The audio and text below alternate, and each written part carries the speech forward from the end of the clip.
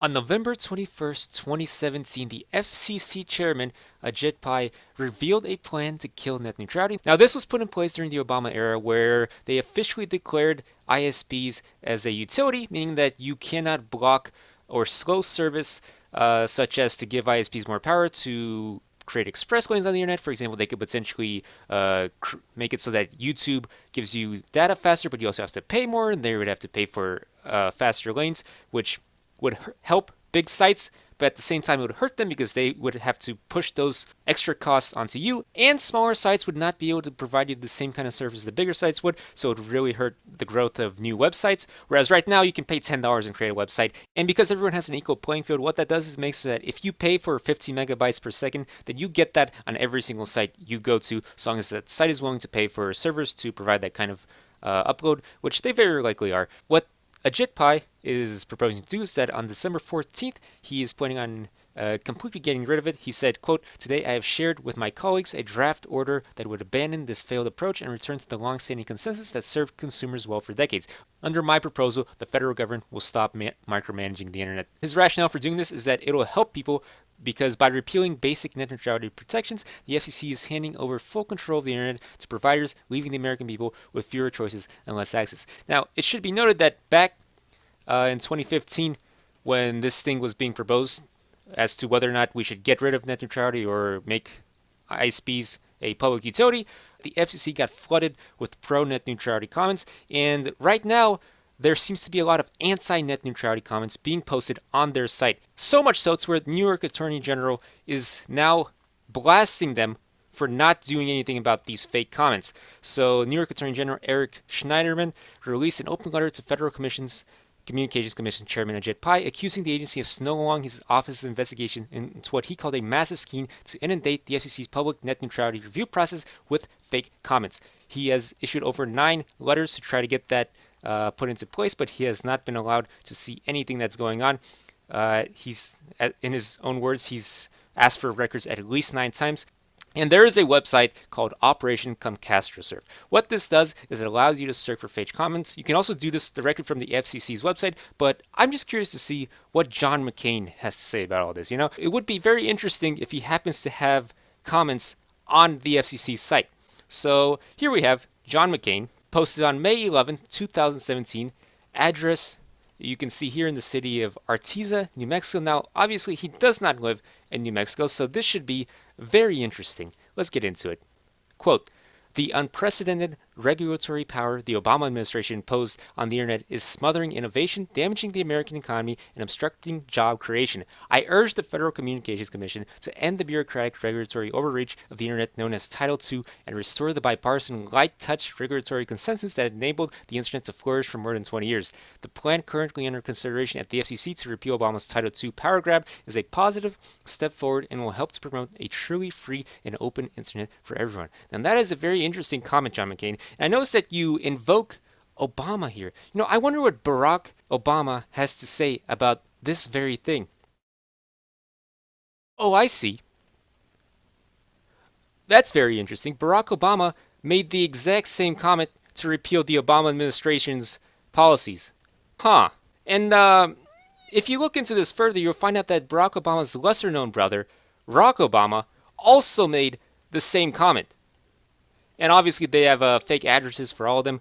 Also, Barack Obama does not exist, in case you were unaware of that. So if you search for the same sort of thing, because you can search on the FCC's website for certain keywords, you find out that Barack Obama in various forms, Barack Obama, from the 7th to the 13th, made the same type of comment. And then earlier on, Barack Obama and Junichi Obama also like to comment this exact same phrase. So obviously there's a lot of shenanigans going on here. There have been 22 million filings since April of this year. And the question is, how many of these are fake? Because obviously Barack Obama did not make all these comments. John McCain did not make this comment. Who is actually commenting all these? And one thing I want to note is that Comcast did threaten to sue this website for using their name as part of their website, but they backed off on it 2 days later. Their rationale was that by Comcast Senior VP Senna Fitzmaurice explains that, quote, "Like most major brand owners, Comcast protects her company and brand names from being used improperly on the internet by third parties. We use an established outside vendor to monitor for websites that use our name and brands without authorization. And the vendor routinely sends out notices for these sites. That is what happened here, end quote. Once Fitzmaurice was notified of this, he backed off on it because apparently Comcast loves the idea of net neutrality and they won't block websites or content, but they will not commit to putting that as part of its user agreement pledge. Nor do I think should they. I mean, they shouldn't have to explicitly say that, honestly. Let's look into these anti-Title II bots.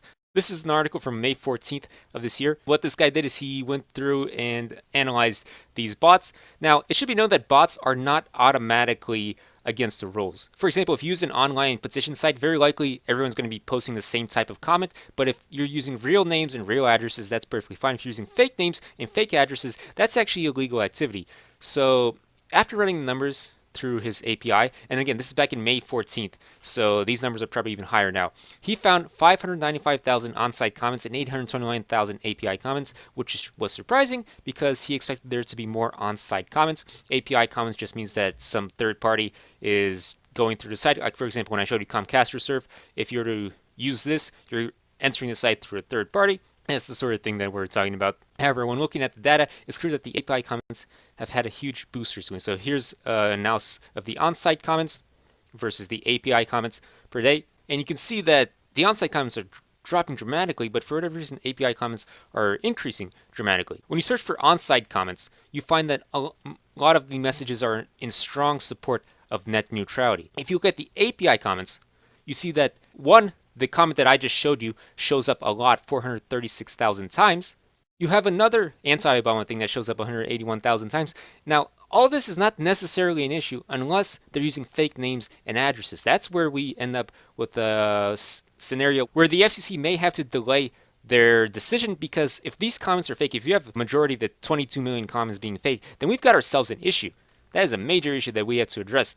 When journalists looked into this, they decided that the most likely source for these comments was the Council for Individual Freedom. The indication that these things are actually bots is based on when these comments are actually made. Now, when you have normal people making comments, you'll see them getting made based on, when they get home from work, things of that nature. But if you look at these comments, you see that they're just massive little times when the servers get turned on and comments get made, and then there's zero comments being made, which is a very odd thing to occur. People do not behave like this.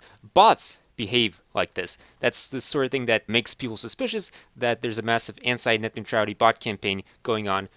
If you look at comments from the Battle for the Net site, which are pro-net neutrality comments, you see that there's not really periods of zero comments, and has, again, you don't have just a leveling off of comments. If you look at comments from the supposed bot group, you do see exactly that sort of thing, which suggests this is a bot farm that gets turned on and off. This author suggests that this type of spacing is actually normal, but he's still suspicious of it. I'm still suspicious of it. The New York Attorney General is still suspicious of it. Just because they're using fake names and fake addresses, that really invalidates a lot of the comments. The most interesting thing about this is that if you remove the comments from bots, the number of pro-Title II comments are 395,000. The number of anti-Title II comments drops to 743. Now that is an amazing thing. Okay, that is some damning evidence as to whether or not real people are actually commenting on this sort of thing. Now the real question is, what exactly does Trump think about this? So this is a tweet that he made in November 2014, November 12, 2014. Quote, Obama's attack on the internet is another top-down power grab. Net neutrality is the fairness doctrine. Will target conservative media. That's an interesting statement. What exactly is the fairness doctrine? The fairness doctrine was removed some time ago. This is an article from October 29th, 1993, titled, Why the Fairness Doctrine is Anything But Fair. The short version of what it actually did was it tried to promote dissenting opinions. It tried to force radio broadcasters and other such media outlets to allow airtime for opinions that were controversial so as to not stifle free speech. But the ultimate effect that it had was that it did stifle free speech, because in order to try to work around the fairness doctrine, what radio broadcasters did, or other media outlets, was that they just avoided talking about controversial topics altogether. That way, they didn't have to talk about the opposing opinion either. You don't really need this just because it's very easy for anybody to post their opinion on the internet, like I'm doing right now. So a fairness doctrine has been removed decades ago and does not need to be imposed again. But it's very interesting that Donald Trump views net neutrality in the same manner that he views the fairness doctrine. He's saying that the fairness doctrine was improperly used to create an unfair scenario where certain types of viewpoints were targeted, even though its purpose was for those viewpoints to not be targeted. And he's suggesting that net neutrality operates in the same manner. Now, I don't know what his rationale for this is. Obviously, it's just a tweet. You can't really figure out his rationale based on this tweet, but it'll be very interesting for him to make an official statement about this, since it seems as if he's helping to push this through, meaning that you don't have to only address the FCC chairman Ajit Pai, you also have to address Donald J. Trump here. The final thing I want to note is that because Ajit Pai was a former high-ranking executive of Verizon, what the site Fight for the Future has organized are protests at their stores. These protests are planned for December 7th, which would be a week before these new rules are to be put into place. As to whether or not they'll be effective, who knows, because Verizon is not necessarily directly promoting this thing. Their former executive is promoting this thing, so I don't know how effective this will be. But in any case, you can also write to your congressman or whoever else it may be to try to combat this. You can also make actual comments on the FCC's website. You have the ability to make your own comments. You just go to, I'll post the link in the description. And for now, thanks for watching. Subscribe because I have at least one new video a week, and hit that notification button. Otherwise, YouTube does not tell you about every single video that I make.